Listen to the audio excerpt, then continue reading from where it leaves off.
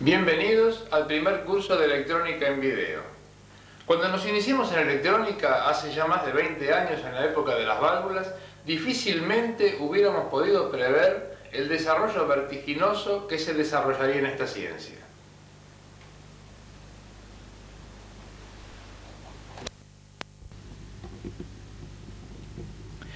El advenimiento del transistor y más tarde los circuitos integrados han convertido a la electrónica en el área de la ciencia de la que depende todo lo que nos podemos imaginar, desde la medicina hasta los electrodomésticos, pasando por los automóviles, las computadoras y miles de artículos más cuyo funcionamiento no sería posible sin que en su fabricación, ya sea directa o indirectamente, intervenga algún componente o circuito electrónico.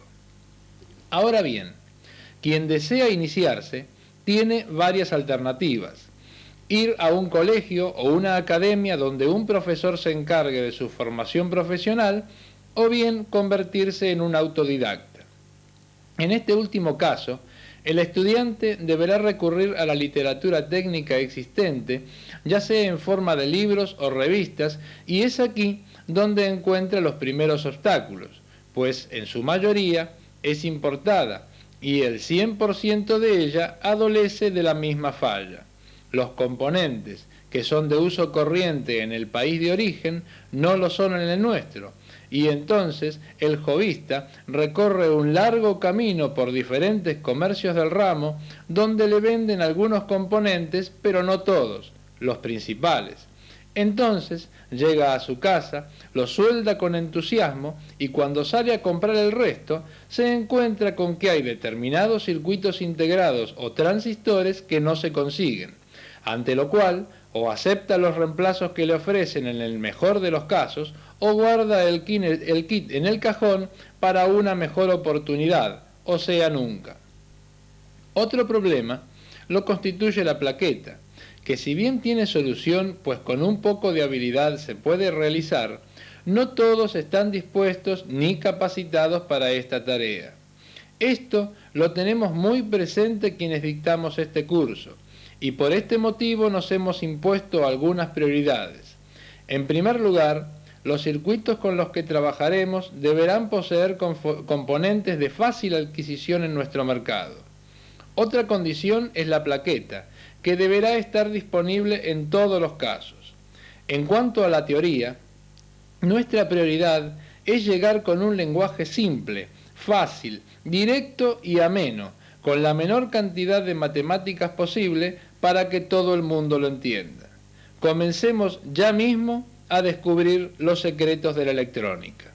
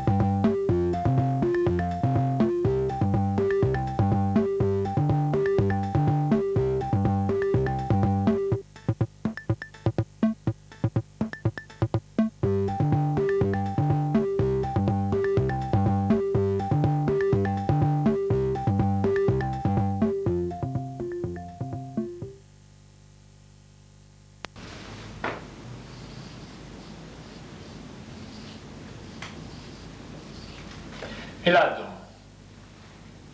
la base fundamental de la electrónica.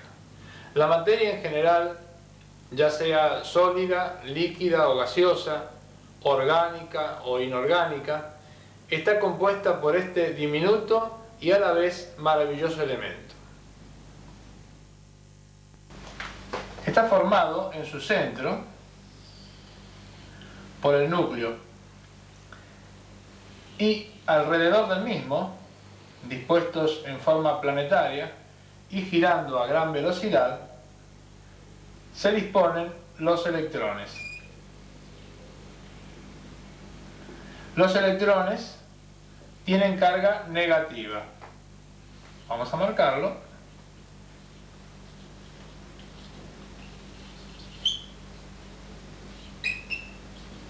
Electrones que tienen carga negativa. Dentro del núcleo encontramos varias partículas. Las que nos interesan a nosotros son los protones.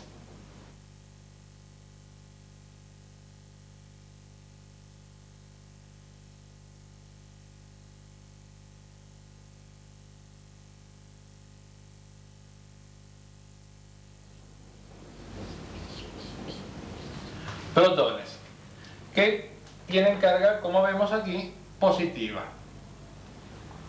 Hay una infinidad de partículas adentro del núcleo. Podemos citar también los neutrones, que, como su nombre lo indica, tienen carga neutra. Eso no quiere decir que no tengan carga, sino que tienen sus cargas equilibradas por tener igual cantidad de carga positiva que de negativa.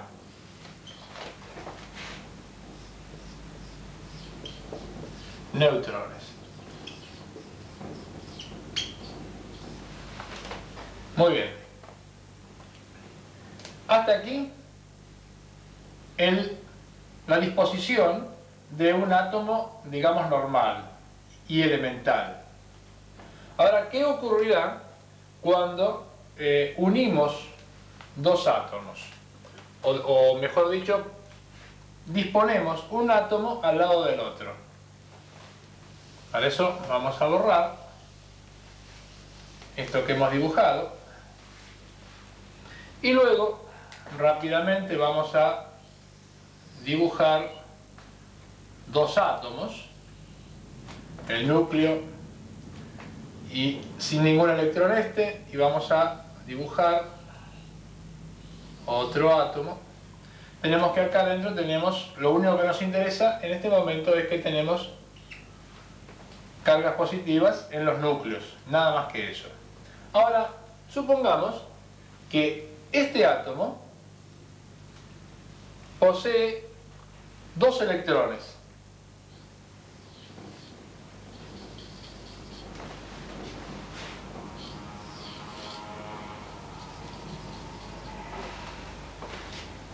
¿Qué ocurre con este átomo que tiene dos electrones? Tiene dos cargas eléctricas negativas y una carga positiva. Por lo tanto, este átomo se ha desbalanceado, ya no está equilibrado. Cuando ocurre esto, decimos que tenemos un ion. ¿Y de qué valor? ¿De qué carga? Un ion de carga negativa, porque el positivo prevalece, el negativo prevalece sobre el positivo, o sea, carga negativa. En este otro átomo tenemos que no tenemos un electrón, no tenemos ningún electrón, pero sí tenemos un protón adentro del núcleo. Por lo tanto, aquí tenemos otro ion de carga positiva, por supuesto. ¿Y qué ocurrirá si ahora acercamos ambos átomos lo suficiente como para que haya interacción entre ellos? Este electrón va a saltar hacia la órbita del átomo que no tiene, o sea, que le falta. Entonces, ¿qué va a ocurrir? Este electrón se va a ir de esta órbita y va a ingresar en la del otro átomo. ¿Y qué va a ocurrir? Si supusiéramos que esto es un solo cuerpo, el cuerpo se ha equilibrado. O sea, que ya tiene sus cargas neutralizadas. Este átomo con su electrón y su protón, uno contra uno, y lo mismo con este. Pero analicemos un poquito más. Volvamos a la situación anterior, en la que este electrón estaba en la órbita anterior, en la órbita del otro átomo.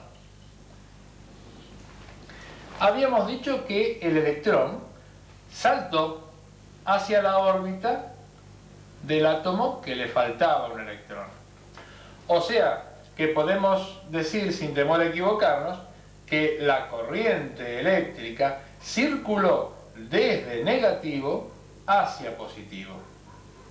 Creo que se entiende bien claro. La corriente eléctrica está compuesta por los electrones. Los electrones son los que producen la corriente eléctrica. Y el electrón se fue de la órbita de este átomo a la órbita del átomo siguiente. Si asumimos que este átomo era un ion negativo, o sea que estaba cargado negativamente, y que este otro era un ion positivo, o sea que estaba cargado positivamente, la corriente circuló de negativo a positivo.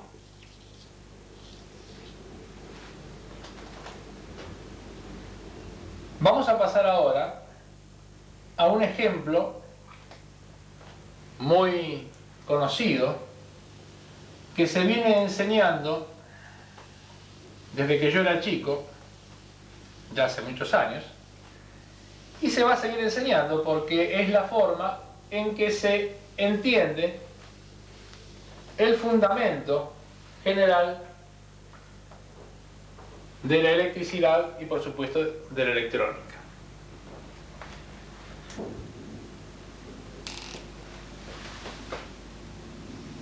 Yo tengo un tanque.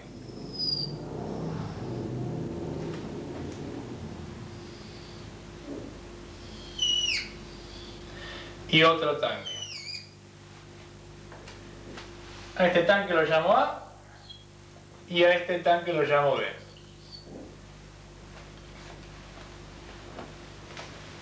Y los voy a unir por medio de un caño.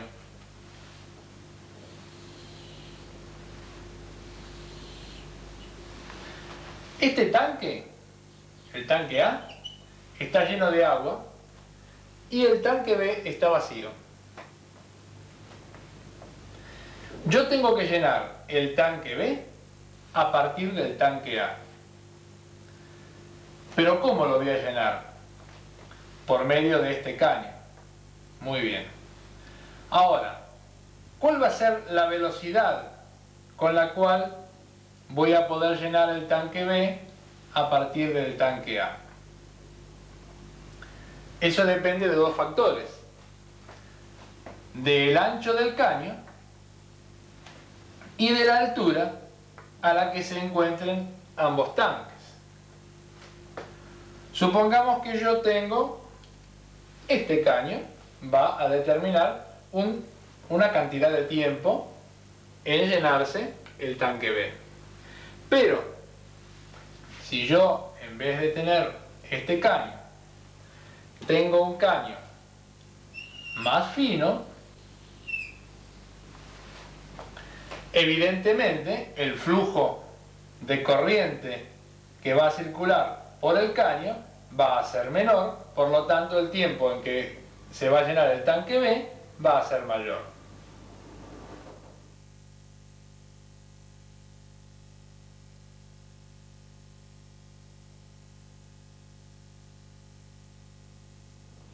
Volvamos al ejemplo anterior en el que teníamos el caño grande. Si yo tengo este caño grande, yo he disminuido la resistencia. O sea, yo voy a llenar el tanque B a partir del tanque A limitado por la resistencia que me ofrece el caño. O sea que ya podemos enunciar que El caño es la resistencia.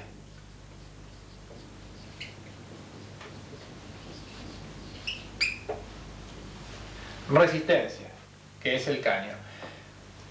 Cuando yo pongo un caño grueso, la resistencia es de bajo valor, porque a pesar de ser grande el caño, la resistencia es de bajo valor porque permite una gran cantidad de circulación de corriente. Si yo hago la inversa y pongo un caño finito, la resistencia será de elevado valor. O sea, es finito, es chiquito, pero la resistencia es de elevado valor porque se opone mucho al paso de la corriente.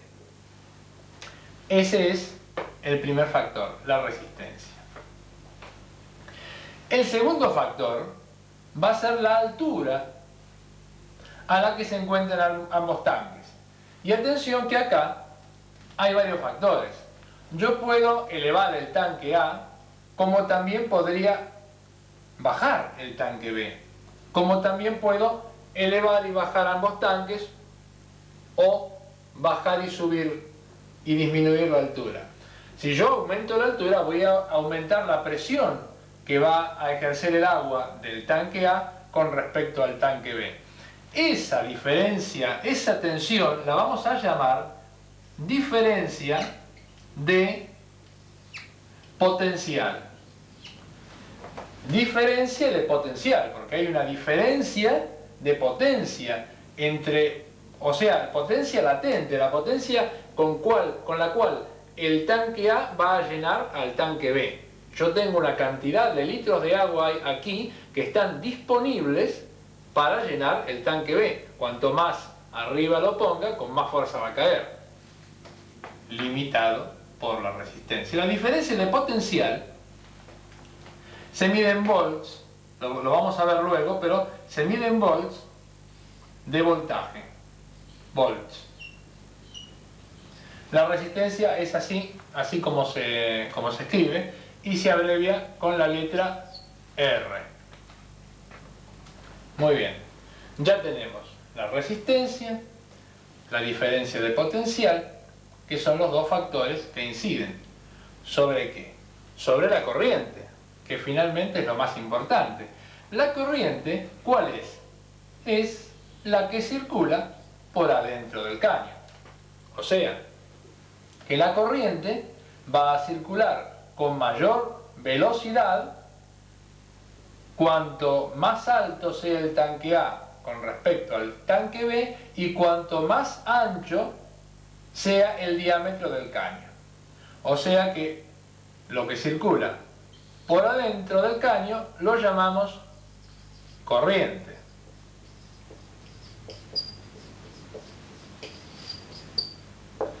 Corriente que se mide en amperes. Ampere. Se mide en ampere y se abrevia con la letra I de intensidad, porque va a circular con determinada intensidad. Esto se resume en una fórmula. Vamos a dejar el ejemplo central. Vamos a borrar el resto.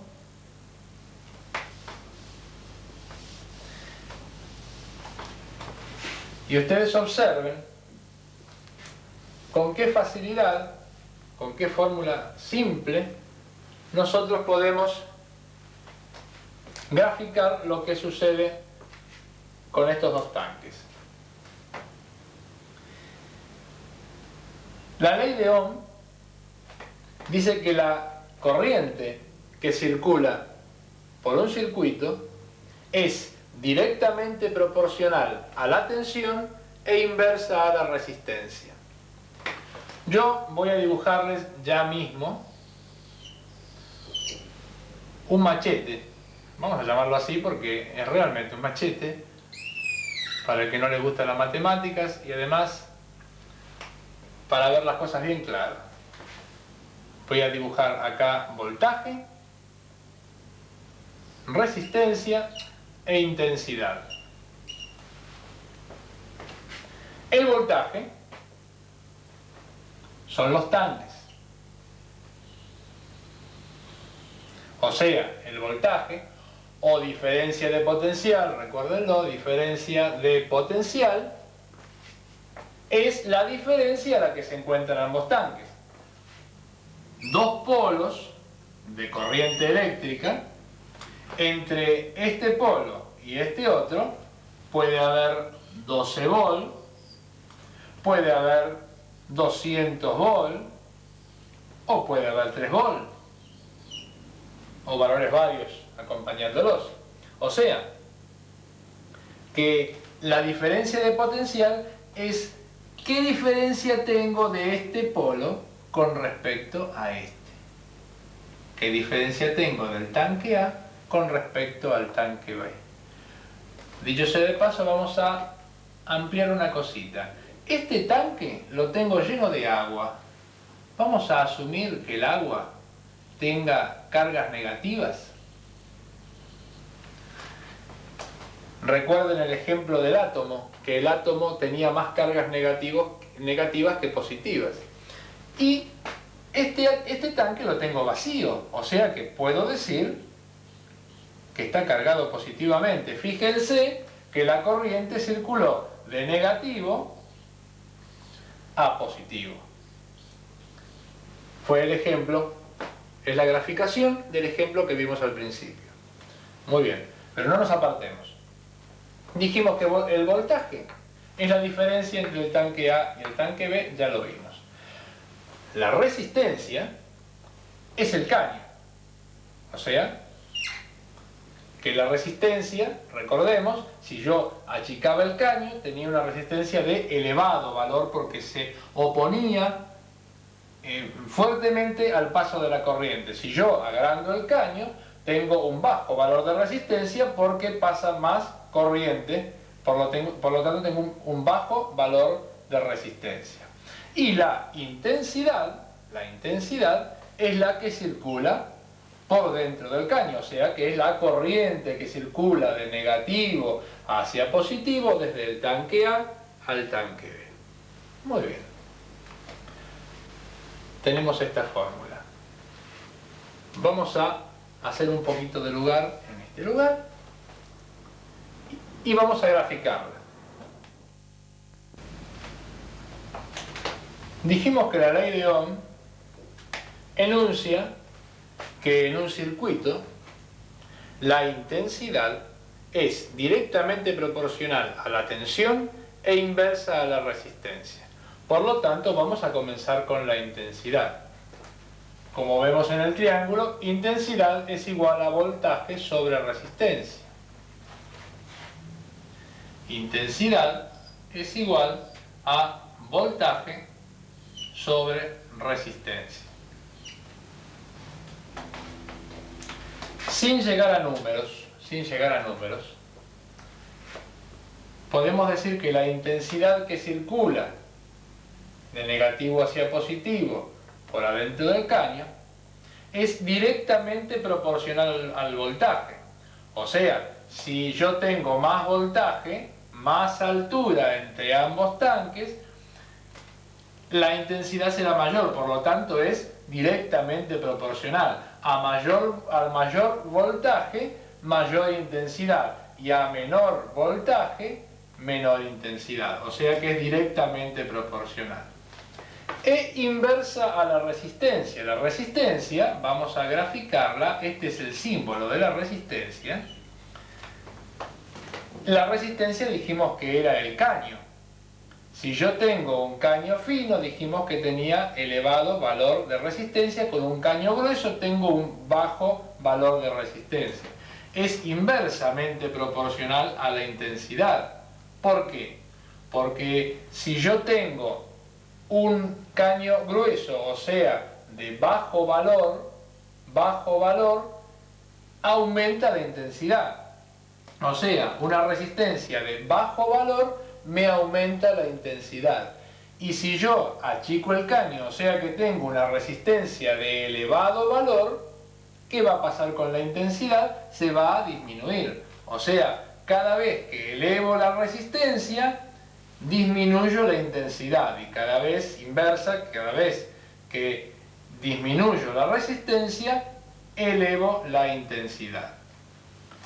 Esto es la intensidad. Continuemos ahora con la resistencia. Si yo quiero averiguar el valor de esta resistencia, o sea, quiero saber de qué diámetro es el caño, tengo que conocer el voltaje, o sea, a qué altura tengo ambos tanques, y la intensidad con la que circula la corriente. Por lo tanto, podemos decir que resistencia es igual a voltaje sobre intensidad. Cuando lo hagamos en números, lo vamos a entender muy bien. O sea, para que yo sepa qué valor de resistencia tengo que conocer obligatoriamente qué voltaje tengo y qué intensidad me circula por la misma. Ahora vamos al último, que sería el voltaje. Yo quiero saber cuál es el voltaje que tengo entre el tanque A y el tanque B, entre el polo A y el polo B, el polo A y el polo B. ¿Cómo averiguo este voltaje? Para averiguar ese voltaje,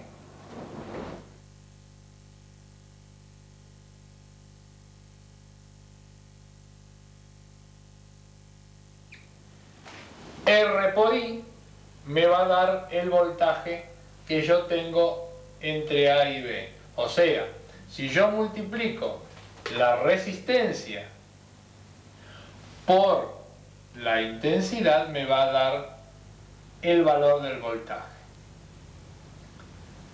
del cual dispongo. Muy bien, ahora vamos a ver todos estos números para que quede bien claro y no quede ningún tipo de dudas. Tenemos aquí tres valores que hemos escogido de exprofeso para aclarar la situación de la ley de Ohm y darle un corte definitivo. Yo voy a hacer un circuito muy simple. Tengo un polo positivo, un cable, un resistor o resistencia, como le quieran llamar, y el polo negativo. Diferencia de potencial, recordemos, es la diferencia entre positivo y negativo. Fíjense que ya lo hemos dibujado distinto, porque por lo general el negativo se dibuja abajo y el positivo arriba. En la mayoría de los planos, de los circuitos, van a encontrar que el positivo se dibuja arriba. Eso no importa. Luego tenemos la resistencia, este ya habíamos dicho que es el símbolo de la resistencia, y queremos averiguar determinados valores. Yo tengo que el voltaje entre positivo y negativo es de 12 volts. Esta resistencia es de 10 ohm.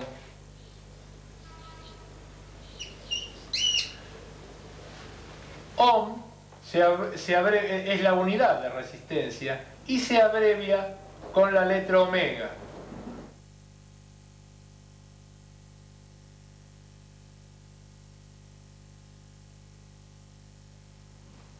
La letra omega es la abreviatura, el símbolo de la unidad de resistencia, que es el ohm. Y tengo que, circulando por este circuito, tengo una corriente de 1,2 amperes. Una corriente de 1,2 amperes. Vamos a ver si es verdad lo que les dije anteriormente. El ejemplo del tanque de agua, van a ver cómo se grafica claramente en este ejemplo. Yo tengo, vamos a empezar por la primera, que es la intensidad. Yo tengo que la intensidad, según vemos en la fórmula, es igual a voltaje sobre resistencia. Voltaje sobre resistencia. ¿De cuánto es el voltaje? De 12 volt. 12 volt sobre una resistencia de 10 ohm. 10 ohm. 12 dividido 10 me da 1,2 amperes. O sea, que tenemos que la corriente que circuló de negativo hacia positivo, limitada por la resistencia, es de 1,2 amperes. O sea, hasta aquí todos los valores dieron. Vamos a ver si son ciertos los restantes. Vimos la intensidad, vamos a ver ahora la resistencia. La resistencia es igual a voltaje sobre intensidad. Es igual a voltaje sobre intensidad. Es igual. ¿Qué voltaje tenemos? 12 volt. Lo dividimos por una intensidad ¿de cuánto? De 1,2 amperes. Esto es igual ¿a qué? A una resistencia de 10 ohm. Omega. O sea que ya hemos averiguado, tenemos que nuevamente nos da como cierto el segundo factor de la fórmula. Averigüemos la tercera fórmula. Averigüemos qué voltaje tengo entre estos dos polos si conozco la resistencia y la intensidad. Voltaje es igual a resistencia por intensidad es igual. El voltaje no lo conozco, teóricamente. La resistencia es de 10 ohm por una intensidad ¿de cuánto? De 1,2 amperes por 1,2 igual ¿a cuánto me va a dar esto? El voltaje inicial, 12 volts.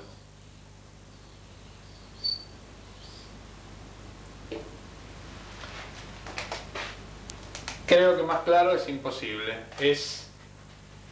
Tenemos aquí graficado la base elemental general de la electrónica. Esta es la fórmula principal de la electrónica. Apréndanla bien, practíquenla con otros ejemplos y verán cómo las situaciones en el futuro se les van a solucionar. Luego veremos algunas complicaciones de esta fórmula para poder enmarcarnos dentro de un estudio un poquito más serio.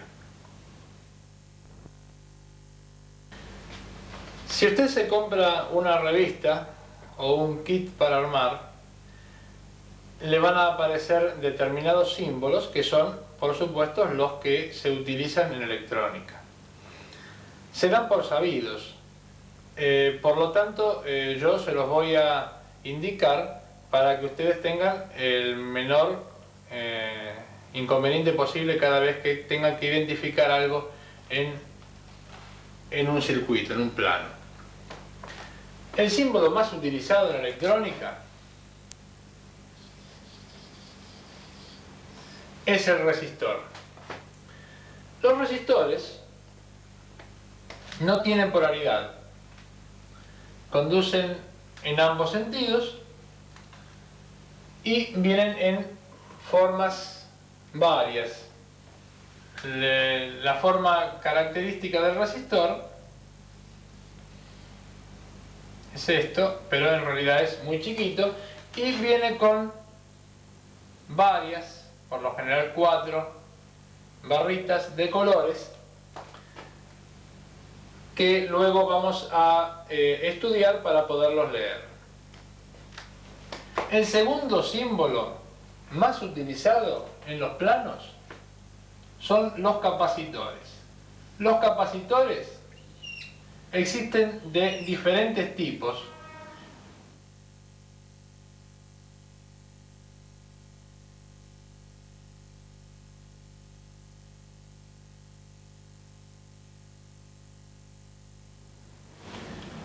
Pero los más comunes son este símbolo que indica que es un capacitor sin polaridad, y este otro que indica un capacitor con polaridad, o sea, electrolítico. Los capacitores sin polaridad pueden ser de poliéster o cerámicos. Hay otros tipos, pero estos son los más indicados. Poliéster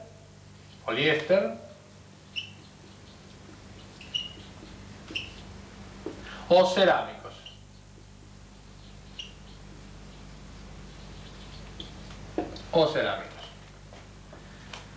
No ofrecen ninguna dificultad, puesto que no tienen polaridad, así que se los puede poner de cualquier lado, que es lo mismo. La forma en que se los suele identificar es con una especie de disco con dos patitas.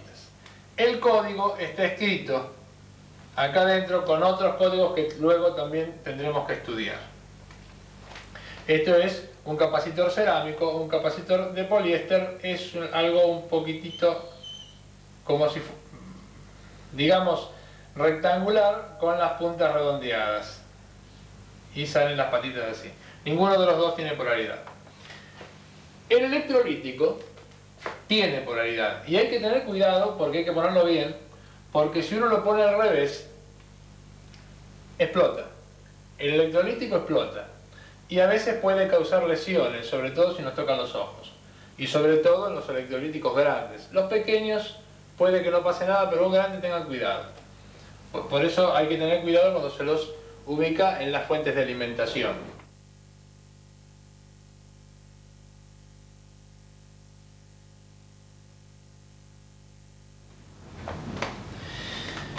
El símbolo, el negativo, es el ganchito, llamémosle así, una especie de U.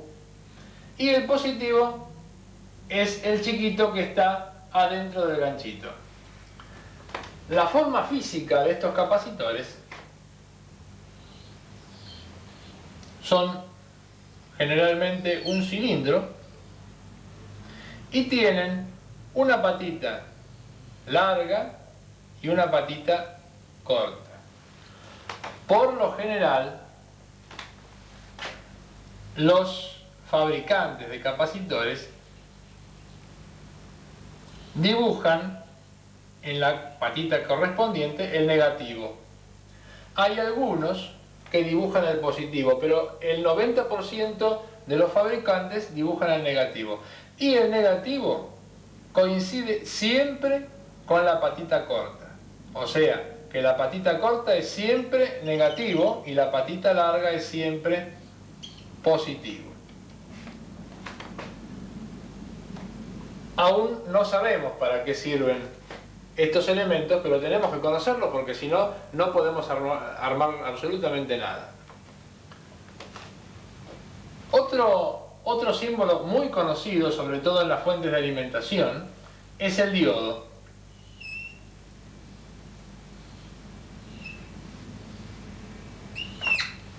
El diodo tiene un ánodo y un cátodo.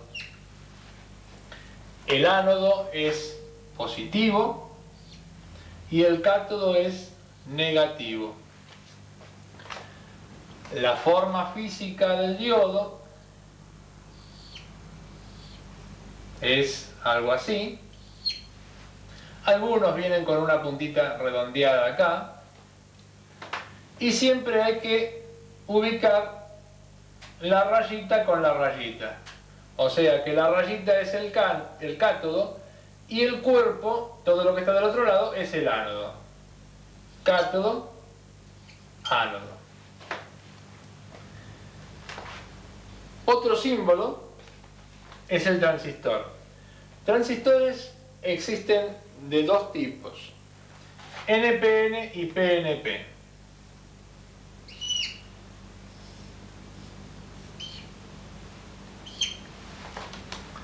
Esto es un NPN porque la flechita está hacia afuera. NPN.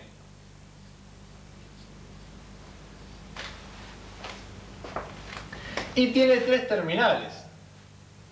Uno es el emisor,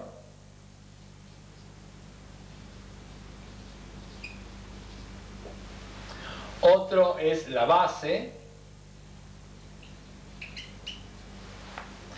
y el que resta es el colector.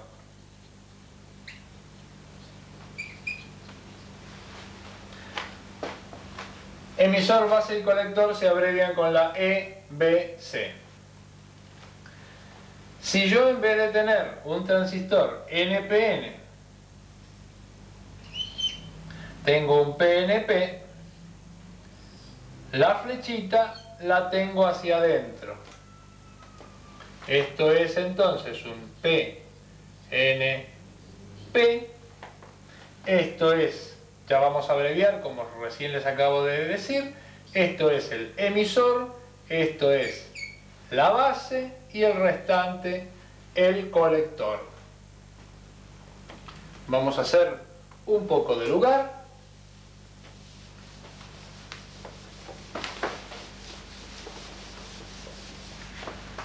Y vamos a dibujar un par de símbolos más.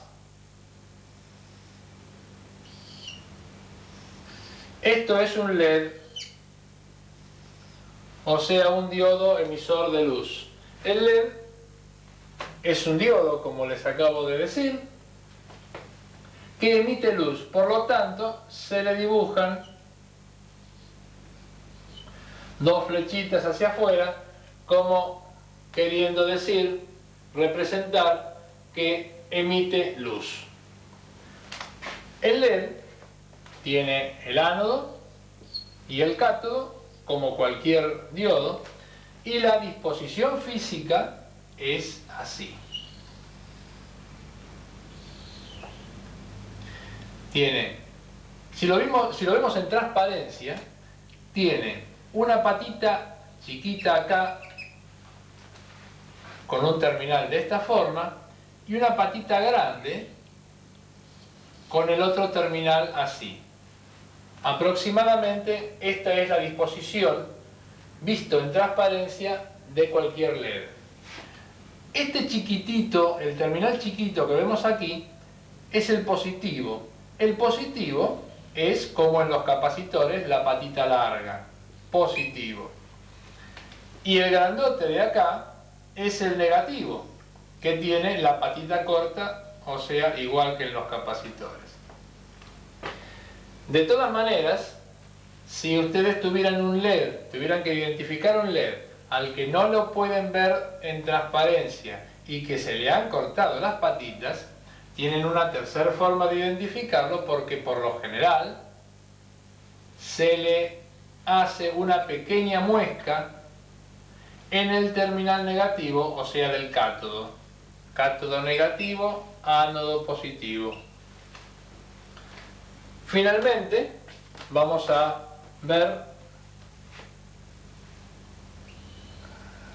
el símbolo de un transformador. Este es un transformador con núcleo de aire. Los que ustedes van a ver al principio van a ser transformadores con núcleo de hierro. Se dibuja así el núcleo, se representa de esa forma. Y puede ser un transformador con una relación 1:1, puede ser un transformador elevador con una relación X, pongámosle 1:2, con un primario de 1 y un secundario de 2, con núcleo. puede ser también un transformador. Esto se ve mucho también, con punto medio. El transformador con punto medio se dibuja directamente así con punto medio. Este es el primario y estos dos son los dos secundarios. Más símbolos veremos luego, pero estos son los que por ahora ustedes necesitan para poder desarrollar el kit que vamos a armar un poquito más adelante, pero en esta misma lección. No podemos iniciar el desarrollo y el armado de ningún kit si no conocemos el código de colores universal para las resistencias. Los colores se toman desde el 0 hasta el 9 y corresponden el 0 al negro, el 1 es marrón, el 2 es rojo, el 3 es naranja,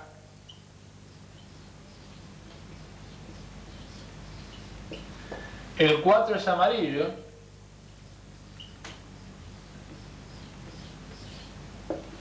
el 5 es verde,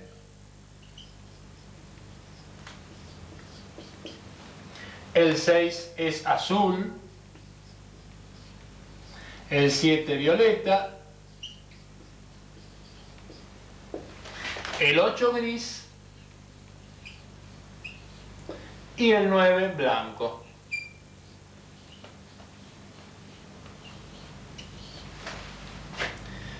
Muy bien.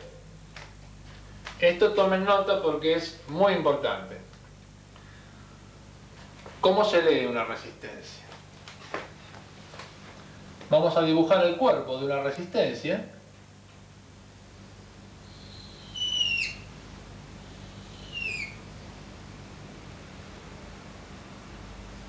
Tiene una barra, otra barra y otra barra. Más alejada tiene una cuarta barra. Los terminales. La primera banda corresponde al primer número, o sea, primer número. Primer número. La segunda barra es el segundo número. Y la tercera barra es la cantidad de ceros que yo voy a tener que agregarle a estos dos números para obtener el valor de la resistencia. O sea que la tercera barra es el número de ceros. Y la cuarta es la tolerancia. O sea, en cuanto en más o en menos puede variar según el fabricante el valor de la resistencia. La tolerancia, si es dorada, son al 5%, o sea que una resistencia de 100 ohm puede, yo la mido con el tester y puedo obtener 95 o 105. Si esto es plateado, son al 10%, o sea que una resistencia de 100 ohm puede valer 90 o 110. Si no tiene ninguna barra, son al 20%, o sea de 100 ohm, 80 o 120. Por lo general son todas al 5%. Y si uno las mide, generalmente es muy generoso el 5% porque en realidad son al 1, 2 o 3% como máximo. Vamos a leer esta resistencia.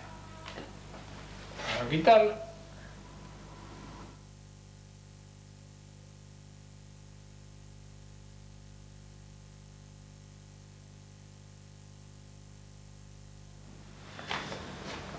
Supongamos que yo tengo una resistencia de, digamos, marrón,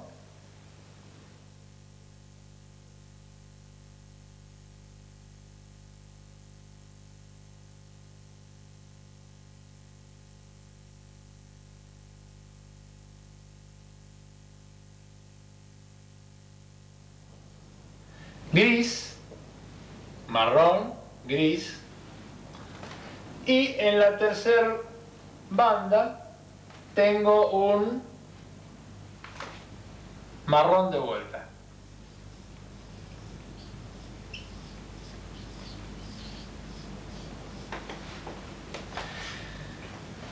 Marrón la primera banda.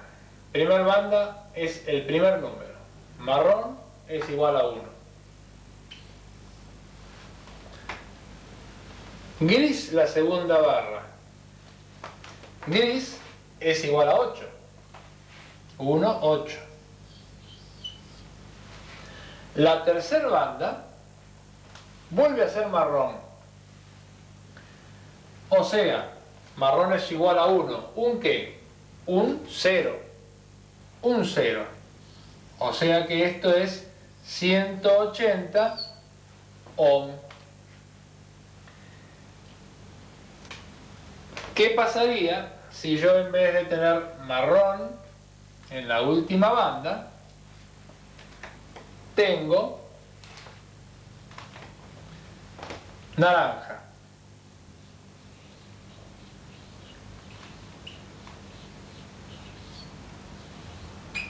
Vuelvo a tener 1, 8. Primera, segunda, 1, 8. ¿Y naranja qué es? 3. O sea, 3 ceros. 1, 2, 3. 18.000. 18.000 ohm.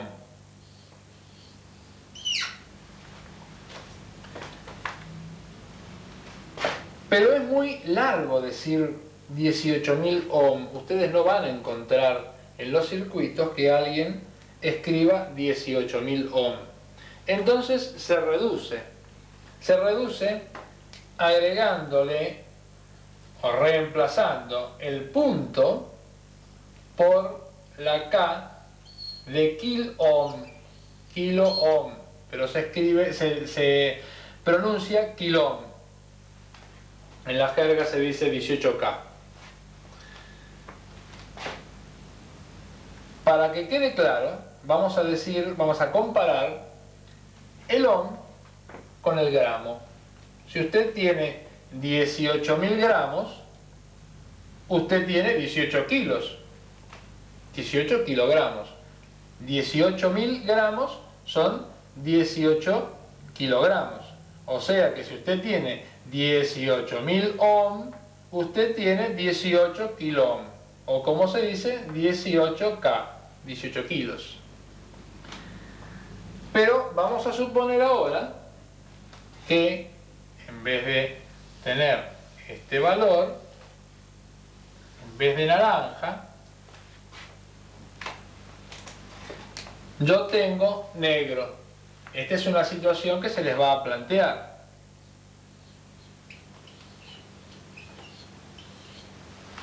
Y cuando se presenta esta situación, ¿qué pasa? Ustedes tienen marrón, gris, 1, 8, 1, 8 y negro, 0.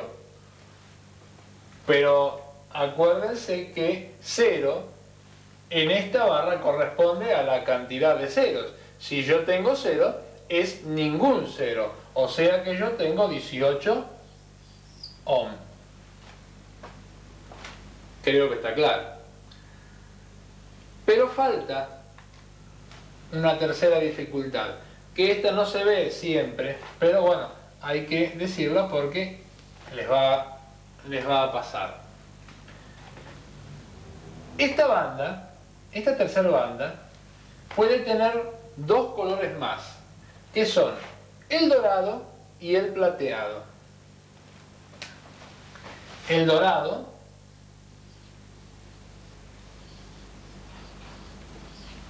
divide por 10 y el plateado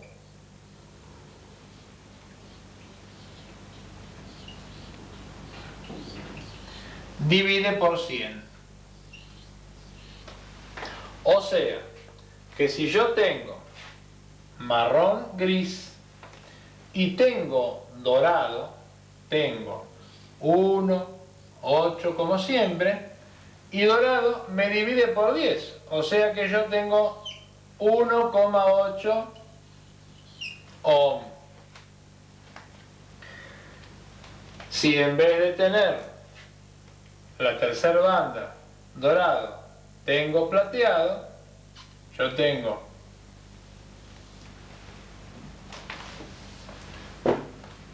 1, 8 y me divide por 100, o sea que tengo 0,18 ohm. Esto repásenlo, rebobinen el cassette, repásenlo para entenderlo bien.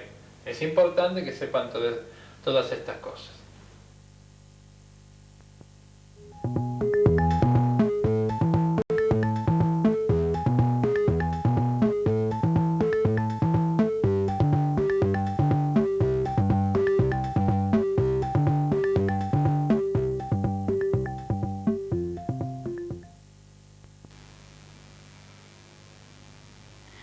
Vamos a efectuar ahora la comprobación de la fórmula de la ley de Ohm que hemos visto en la teoría anteriormente. Ustedes ven aquí un circuito, el circuito elemental que presentamos, con el positivo, una resistencia y el negativo. Muy bien. Para comprobar la ley de Ohm, yo tengo que conocer el valor de la tensión y el valor de la resistencia. De esa forma, yo voy a saber cuál es el valor de la corriente que circulará a través de la resistencia. Hemos elegido una resistencia de 1 kΩ, o sea 1K, o sea 1000 ohm. Por esta resistencia deberá pasar una determinada corriente. Para saber cuál es la corriente que me va a pasar, yo tengo que intercalar un tester, como ven aquí, un tester, el dibujo de un tester, ¿no es cierto? Un tester en serie entre el positivo, la resistencia e intercalado, o sea, interrumpiendo el circuito con el negativo. Hubiera sido lo mismo conectarla con el positivo, pero por razones de comodidad me resultó a mí más fácil dibujarla de esta forma. Muy bien. Ahora vemos que para averiguar la intensidad yo tengo que dividir la tensión sobre la resistencia. Como tensión, que ahora vamos a medirlo en forma práctica y directa, hemos elegido 12 volts. La resistencia es de 1K, por lo tanto, intensidad es igual a tensión sobre resistencia. 12 volts sobre 1000 ohm da 0,012 amperes, o sea, 12 miliamperes. Vamos a verlo ahora bien en práctica, cómo podemos comprobar el funcionamiento de este circuito.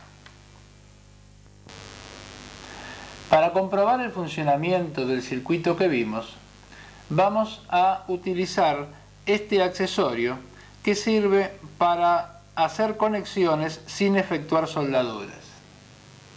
Este accesorio, llamado experimentador, tiene la particularidad de poseer en su interior una gran cantidad de clips que toman los componentes y los conectan de una manera determinada.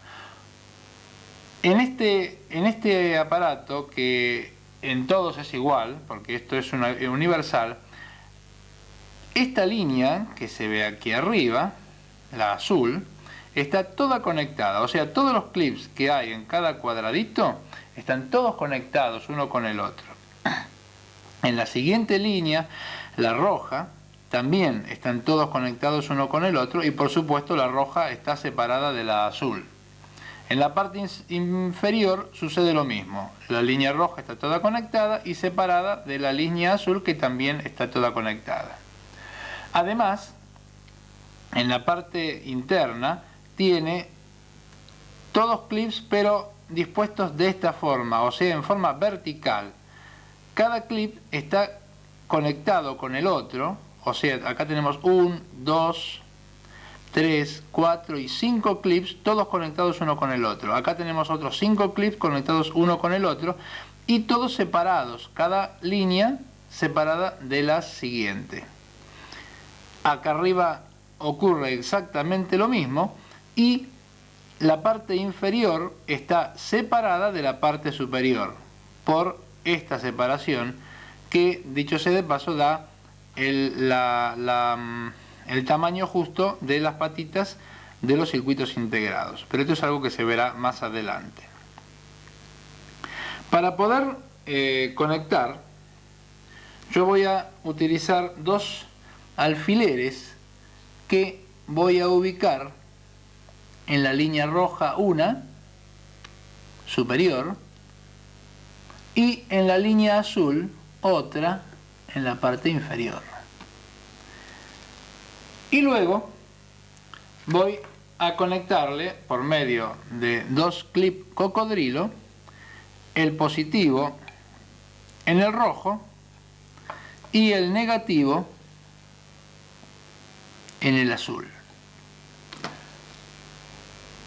De esta manera ya tenemos conectados los 12 volts. Luego conecto la resistencia, que en este caso es la resistencia de un K, o sea, marrón, negro, rojo, marrón 1, negro 0 y rojo 2 ceros, o sea, 1, 0 y 2 ceros son 1000 ohm. Conecto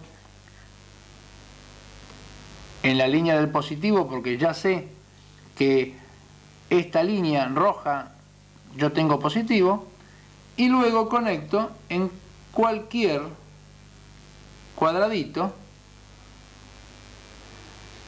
la otra pata de la resistencia, de manera tal que para cerrar el circuito yo tendría que tirar un cable desde esta pata de la resistencia al negativo, por lo cual ya estaría en condiciones de funcionar el circuito. Pero como lo que quiero hacer es medir, o sea, medir la corriente que tengo que me circula a través de la resistencia, yo interrumpo el circuito como vimos anteriormente y voy a intercalar el multímetro en la escala de miliamperímetro entre el extremo libre de la resistencia y el negativo. Este es un multímetro digital o tester digital, como se le dice vulgarmente. Tiene varias escalas, pero nos vamos a ocupar de una sola, que es la que nos interesa, porque en esta clase aún no vamos a ver el uso del multímetro.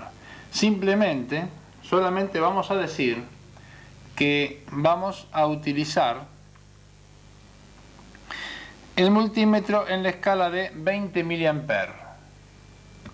O sea, vamos a hacer un acercamiento para que se vea 20 mA. Porque yo sé que tengo que medir 12 mA, o sea que esa sería la escala adecuada. Además, voy a utilizar las dos salidas, la roja y la negra, y esta no la utilizo porque esta es una salida especial para medir corrientes más intensas. Vamos a ver cómo se utiliza esto.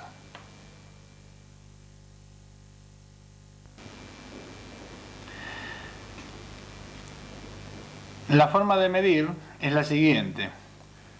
Yo voy a poner la punta negativa, o sea la punta negra, en el negativo, y la otra punta la voy a poner en en el extremo libre de la resistencia. Vamos a ver qué es lo que mide.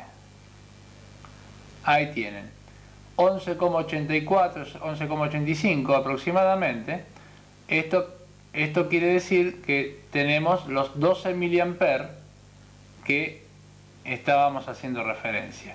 Las pequeñas diferencias que hay, las pequeñas diferencias que ustedes pueden ver, siempre las van a tener, porque la resistencia puede que no sea exactamente de 1000 ohm y la tensión de alimentación puede también que no sea exactamente de 12 volt. Si ustedes quieren comprobarla, es muy fácil. Cambiamos la escala, lo ponemos en 20 volt, como pueden ver, lo puse en 20 volt, que esto nos va a venir bien para medir los 12 volt que necesitamos. Vamos a ver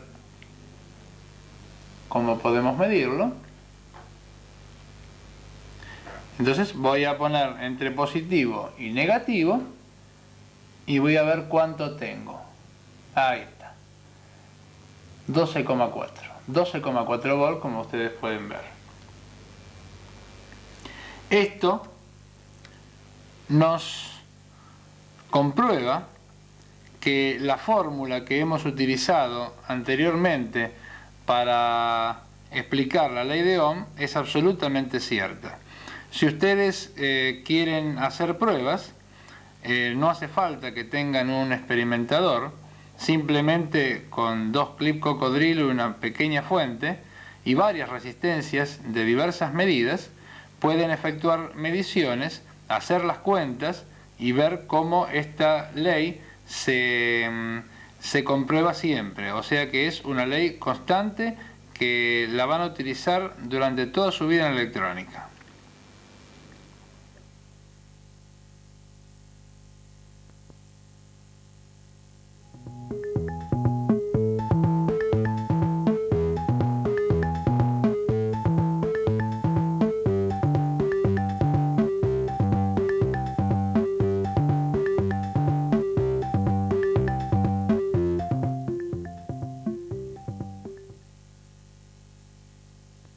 Seguidamente veremos la forma de utilizar el soldador. Antes de efectuar cualquier soldadura, es preciso aclarar que el soldador, sobre todo la primera vez que se utiliza o cada vez que se cambia la punta, hay que estañarla. La punta se estaña para evitar que el estaño se haga una bolita en la misma y no suelde. Por eso es que la punta debe estar siempre estañada. ¿De qué forma? Es muy fácil. Usted enchufa el soldador y se mantiene atento a la temperatura. Cuando la temperatura comienza a derretir el estaño, o sea, cuando el estaño se hace una pastita, usted le aplica el estaño alrededor de la punta y luego le pasa un trapito, lo limpia y ya está. Ya con eso ya puede comenzar la soldadura. Pero veamos cómo se efectúa en la práctica.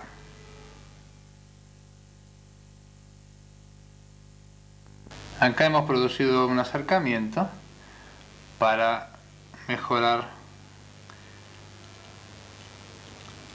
Observen cómo ya la punta se está calentando y el estaño se está haciendo una pasta, o sea que ya estoy estañando la punta. Fíjense que hay que estar muy atento porque si no la temperatura se toma muy rápido.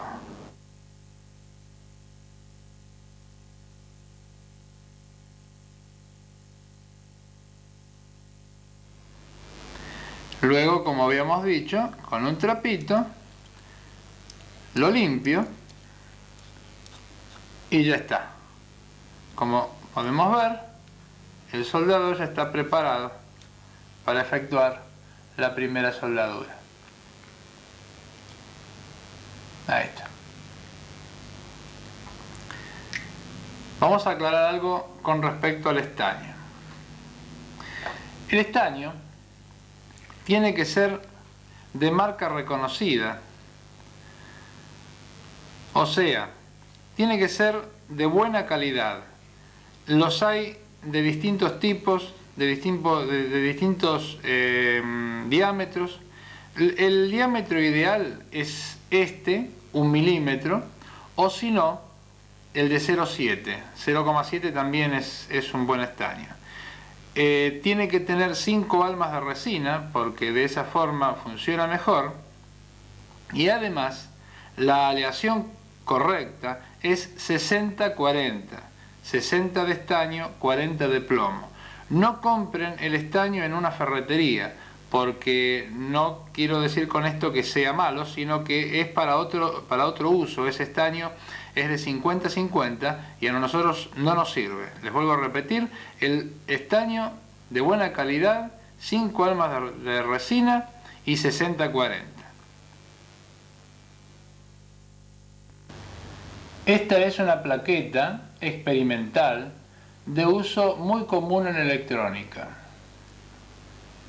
De todas maneras, si esta plaqueta no la consiguieran, aunque está en la mayoría de los comercios del gremio, simplemente pueden utilizar cualquier plaqueta. Lo importante es que tenga las islas limpias como para poder soldar.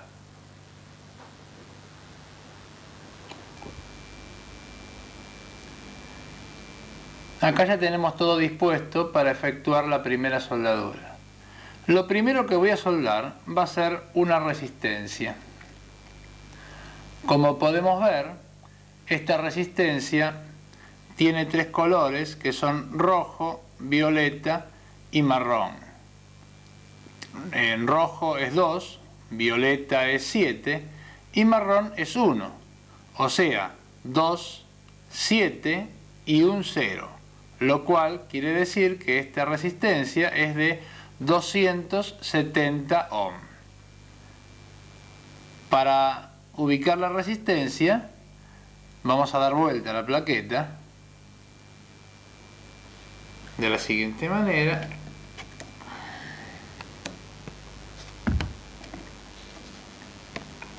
Damos vuelta a la plaqueta.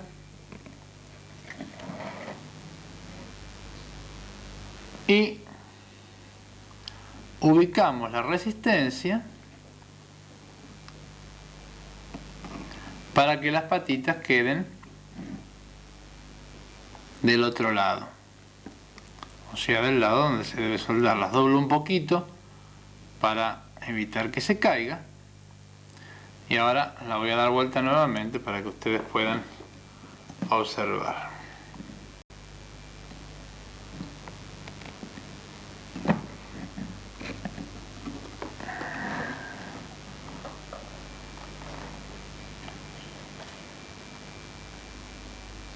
Ahí está. Ahí está preparado para efectuar la primera soldadura. La forma de soldar es la siguiente. Yo le acerco el soldador y toco con la punta del soldador tanto la patita de la resistencia como la isla.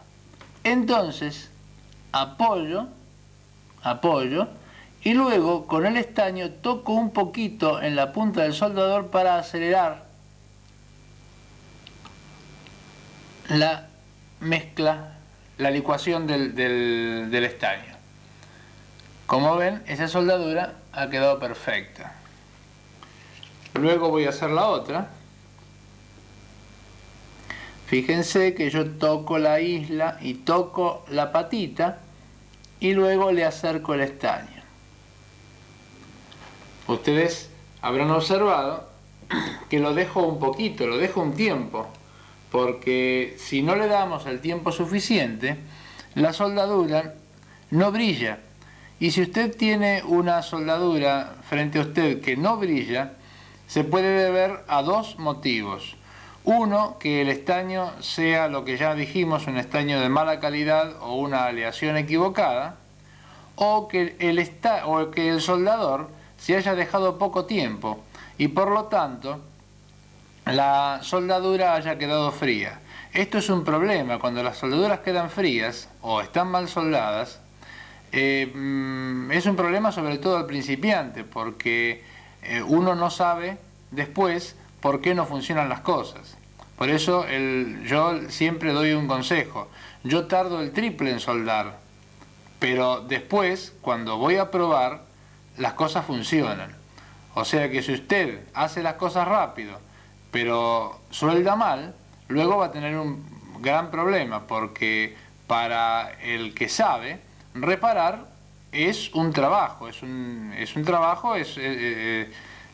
ya hay que investigar. Pero para el que no sabe, reparar es un drama, porque lo único que puede hacer es cambiar cosas para ver si funciona. Por eso, el mejor consejo que les puedo dar, sobre todo al principio y por supuesto para siempre, suelden bien y las cosas les van a funcionar bien.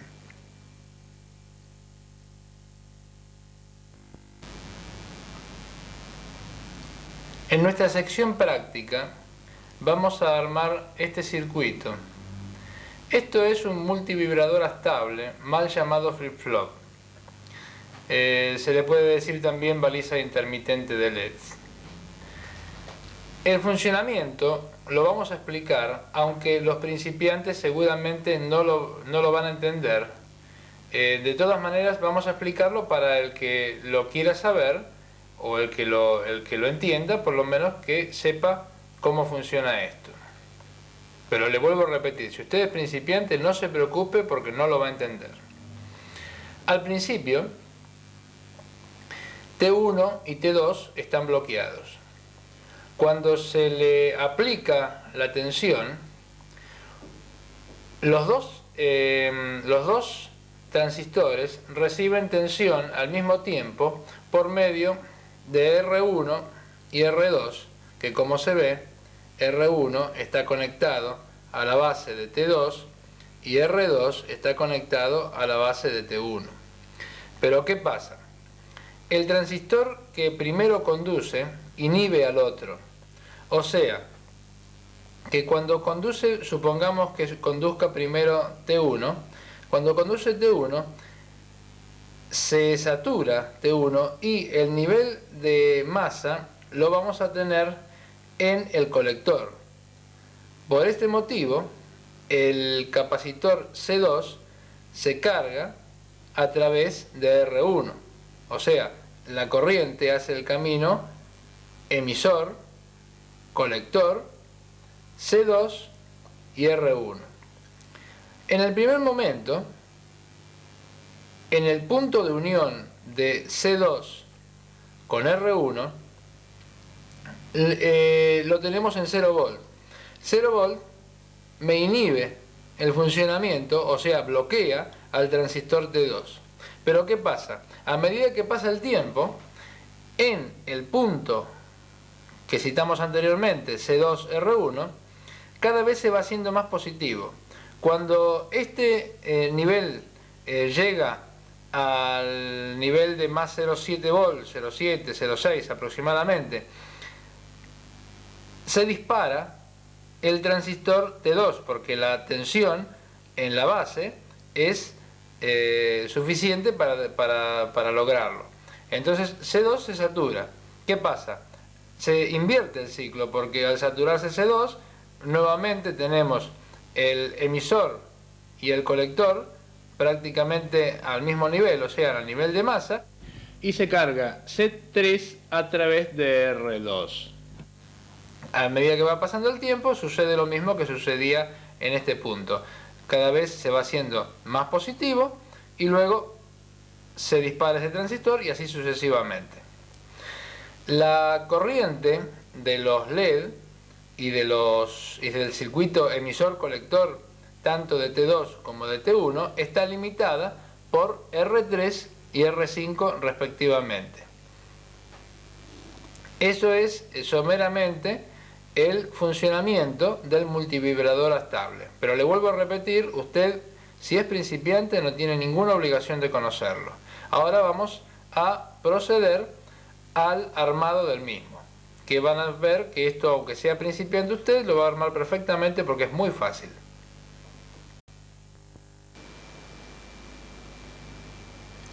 Esta es la plaqueta que vamos a armar. Si ustedes tienen el plano ante sus ojos, van a ver que R1 y R2 son de 10K.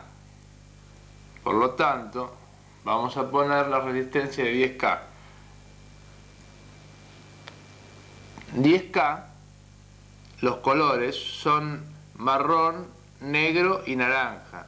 O sea, 1, 0 y 3 ceros. 10.000 ohm, 10 kilo, o sea, 10K. Esta la vamos a ubicar en R1. Le doblo las patitas, busco R1 y la coloco bien hasta el fondo y le doblo un poquito las patitas para que después, cuando la quiera soldar, no se caiga. Lo mismo ocurre con R2. Instalamos R2.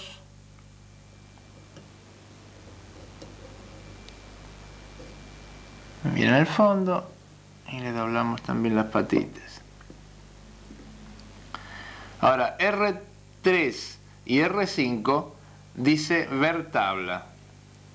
Nosotros vamos a utilizar una batería de 9 volt para hacer funcionar esto. Por lo tanto, el valor que corresponde son 270 ohm. Así que vamos a instalar R3, 270 ohm. Le doblamos las patitas. 270 ohm es rojo, violeta y marrón. O sea, rojo 2, violeta 7, marrón 1 0, 270 ohm. Y finalmente instalamos R5. También le doblamos las patitas. Y ya tenemos instaladas todas las resistencias. Ahora vamos a instalar los capacitores. Pero aquí tenemos el primer inconveniente, porque en la plaqueta figuran C2 y C3 como si no tuvieran polaridad, cuando en realidad sí la tienen. Ustedes observen el plano, se los voy a acercar para que lo vean bien.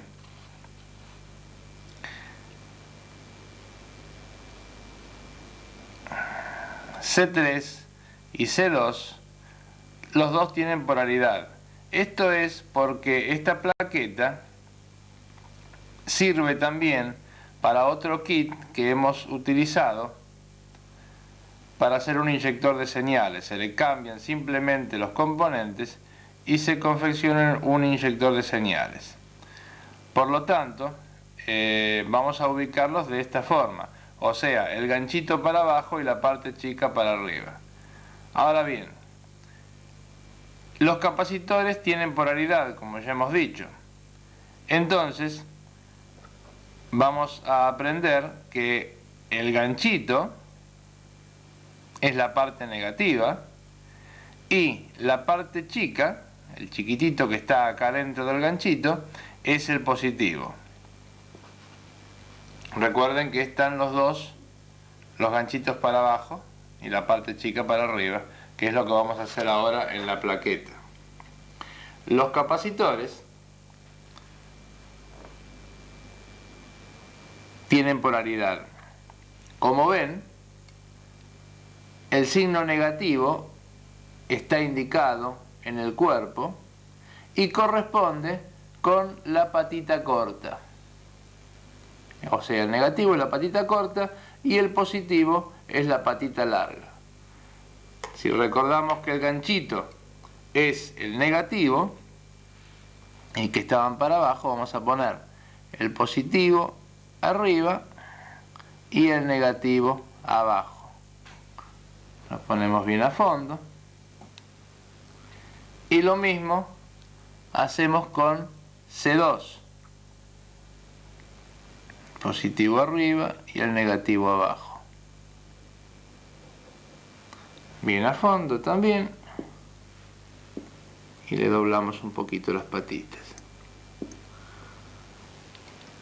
Ahora hay que ubicar los LED. Los LED, o diodos emisores de luz, Light Emitting Diode, tienen la misma característica que los capacitores electrolíticos.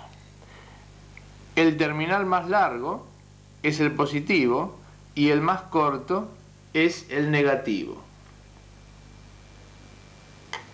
Por lo tanto, yo tengo que ubicarlos en D1 y D2. Vamos a ubicar, acá tenemos D2, fíjense que el triangulito es el positivo. Entonces yo ubico el positivo, o sea, la patita larga en el triangulito y la patita corta en la rayita, que es el cátodo. Esto los voy a dejar más o menos alejados para que sobresalgan y luego los pueda utilizar. Finalmente ubicamos D1, hemos cambiado la posición de la lámpara iluminadora porque esta plaqueta es muy chica y producen sombra los componentes. D1 tiene el ánodo, como ya hemos dicho en D2, el ánodo que es el positivo y el cátodo, o sea la rayita, que es el negativo, y ahí ubicamos los dos LED. Ahora vamos a conectar T1 y T2. T1, los transistores vienen indicados de esta forma, o sea, tienen una pancita o un semicírculo y una rayita. Eso coincide con la forma del transistor. Por lo tanto, lo ubicamos, lo conectamos como corresponde. Ahí está. Los transistores hay que tratar de no ubicarlos muy abajo, porque si usted los conecta muy abajo, el calor del soldador, de la punta del soldador, le llega demasiado rápido a la juntura y se puede quemar, sobre todo al principiante. Y T2 hacemos lo mismo, ubicamos la pancita y la rayita y los conectamos sin ningún problema. Ahí está.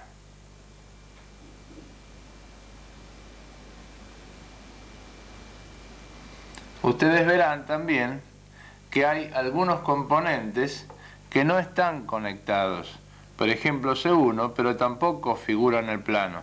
C1, y hay otra resistencia y un diodo, un LED, que tampoco están conectados porque esos forman parte de otro kit que es el inyector de señales, como ya les había dicho. Pero en esta plaqueta, en este kit, no se precisan. Ahora vamos a proceder a la soldadura de todo esto. Bien, acá ya hemos dado vuelta a la plaqueta y estamos listos para iniciar la soldadura. Yo voy a seguir un orden para este trabajo. Para empezar voy a soldar algunas patitas de algunos componentes y las voy a ir cortando, porque si no se me va a hacer muy difícil ponerle el soldador en algunas partes. Además les quiero indicar que cuando suelden los transistores o semiconductores en general, pero sobre todo los transistores, suelden una patita. Por ejemplo, esta es la patita de uno de los transistores. Si yo soldara le efectúo una soldadura acá, otra acá y otra acá, las tres seguidas. Cuando yo termino de hacer la tercera soldadura, la juntura, el transistor, está hirviendo y lo más probable es que termine quemado. Por lo tanto, para efectuar esta soldadura hay que soldar una patita, luego ir y soldar cualquier otra cosa, estar un tiempo, dejar pasar un tiempo, luego soldar la siguiente patita, de nuevo lo mismo, ir y soldar 4 o 5 cosas y luego venir y soldar la siguiente. Esa es la forma correcta de soldar los transistores. Ahora vamos a iniciar el trabajo. Voy a empezar, ya que dijimos, voy a empezar por esta patita de este transistor. Como ven, apoyo la punta del soldador sobre la isla y la patita y acelero la mezcla tocando un poquito la punta del soldador y luego derramando el estaño sobre el resto. Observen.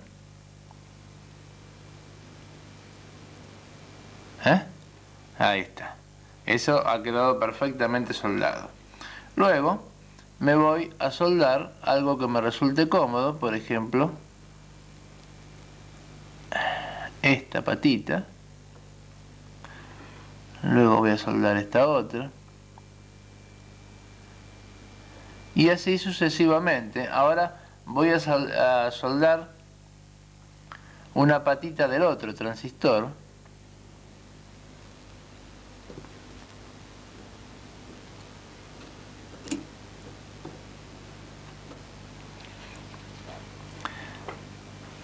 Vamos a soldar estas.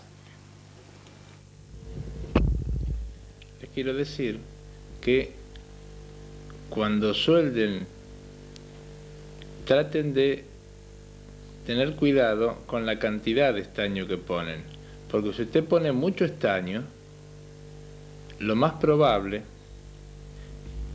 es que las islas se unan entre sí y se cortocircuiten.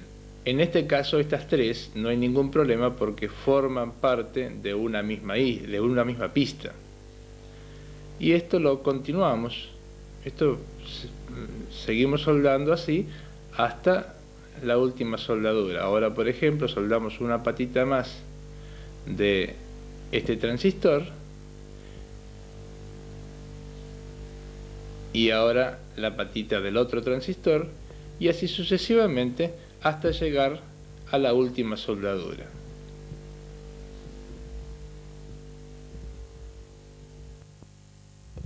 Bien, y ya tenemos aquí el trabajo casi totalmente terminado. Simplemente le vamos a soldar ahora el terminal común para baterías de 9 volt y si todo está bien, ahora va a tener que funcionar. Lo vamos a dar vuelta, lo damos vuelta y vemos ahora cómo funciona cuando le pongamos la batería. Ya lo ven funcionando. O sea, vamos a disminuir un poco la luz, así ustedes pueden ver el funcionamiento. Este aparato se puede utilizar para muchas cosas. Se utiliza principalmente en las bicicletas para obtener una buena señalización. Se utilizan estos LED o si no otros LED que tienen mayor luminosidad que estos y de esta forma se logra una buena señalización. También se puede utilizar para cruces ferroviarios en miniatura, en ferromodelismo y en fin, señalizaciones varias. Es infinita solamente la imaginación de quien lo necesita. Puede determinar el límite de usos de este kit.